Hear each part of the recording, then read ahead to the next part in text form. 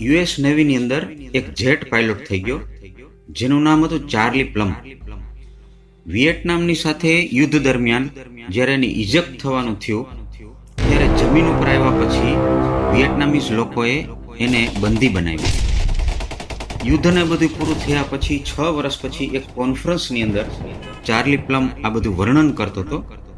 ત્યારે ઓડિયન્સમાંથી એક વ્યક્તિ આવીને બોલ્યો કે તમે પેરાશૂટથી જમ્પ કર્યું હતું ને? ત્યારે એને કીધું કે હા, પણ તમે કોણ? ત્યારે એ માણસે કીધું કે જે પેરાશૂટ છે ને એ પેક કર્યું હતું ને એ હું હતો.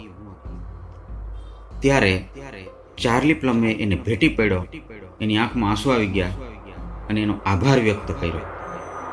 મોરલ ઓફ ધ સ્ટોરી: કોઈ પણ માણસ તમારું નાનામાં નાનું પણ કામ કરે તો એનો આભાર વ્યક્ત કરજો. Gratitude is the highest form of motivation.